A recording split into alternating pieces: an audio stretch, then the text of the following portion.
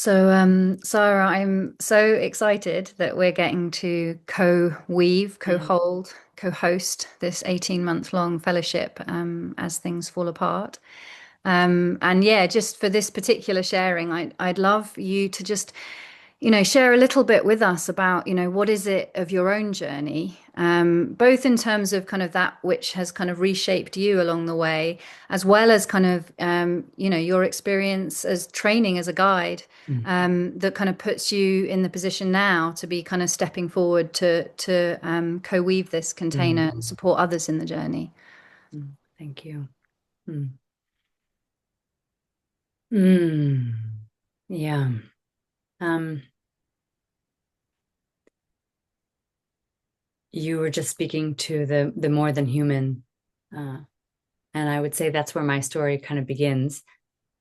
In When I was 9, I walked into a glade in a forest, and the sunlight was coming in a very particular way. And when I stepped in, the smell of wintergreen plants, breaking the essential oils coming up into my nose. There were birch trees, and there was a dead birch tree on the ground. And it was like stepping into another world, a truer world.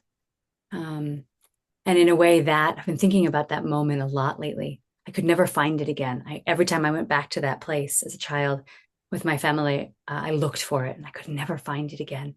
And in a way, that experience of that world of belonging to earth, to something numinous, something holy, something wild, has actually been guiding me my entire life.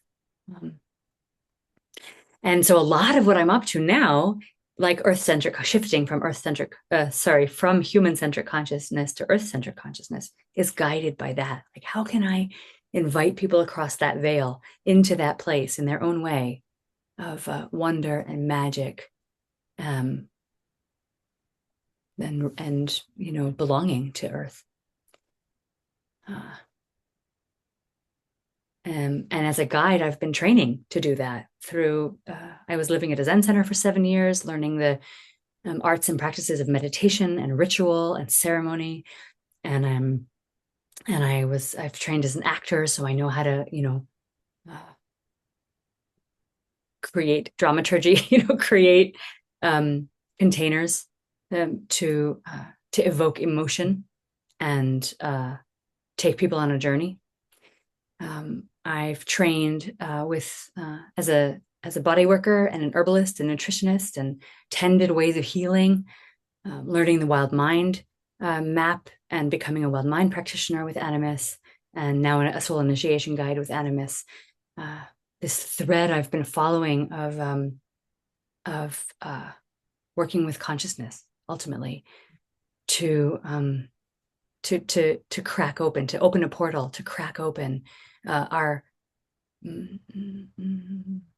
stuck or solidified or frozen or wounded way, fight, flight, freeze, fawn ways of responding to the world and falling back in love through our aliveness, our eros, our emotions, our bodies, which lead to soul, uh, kind of illuminating our entire lives and our guiding our relationship with the world, the way we love the world.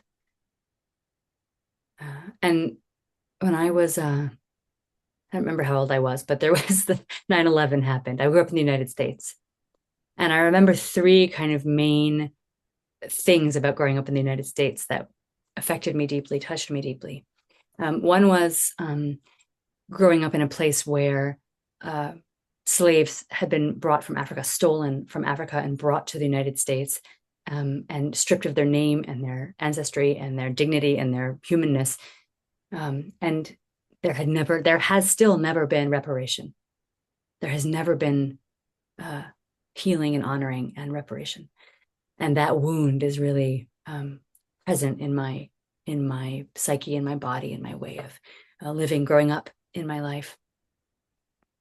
And what that continues to require of me as a person with the privilege of having white skin and having, the particular financial means that I have, and the particular privilege that I have, the possibilities I have. And that's been a deep inner journey and an outer journey of relationship. Then when I was in high school, there was the first Iraqi war. And I remember war, the fact of war, just wounding me so deeply. The kind of not being able to understand. I still can't. And when I really feel into that, there's just immediately tears and grief and rage, injustice, of course, and all the wars that are happening now, just that consciousness of separation and hate and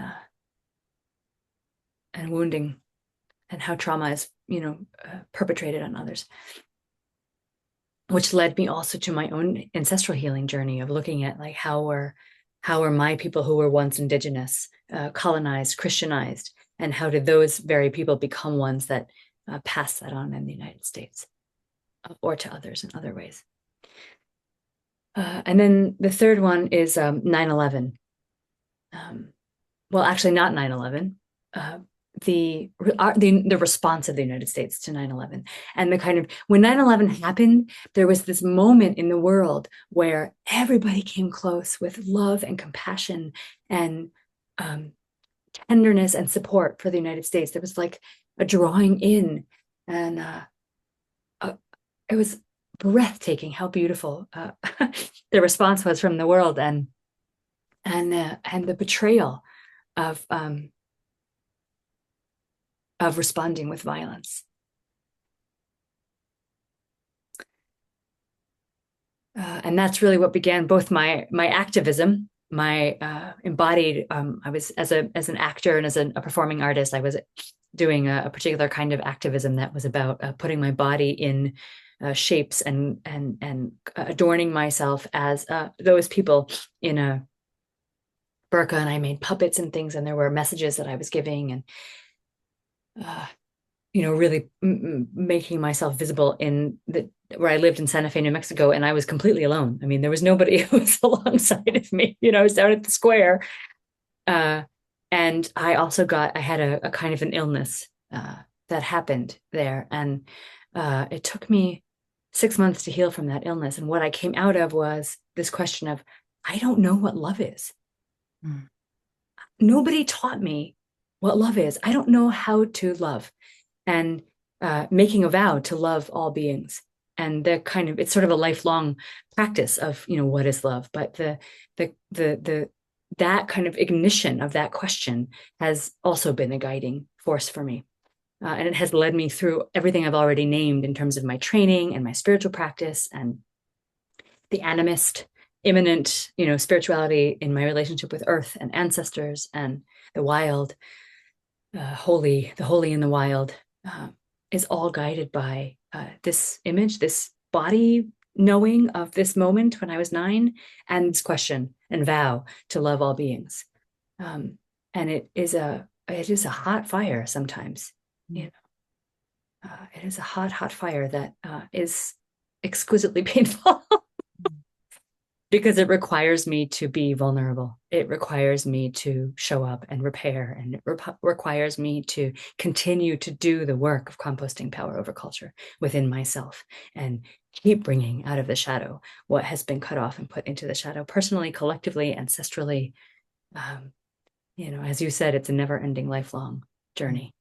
But I would say those are the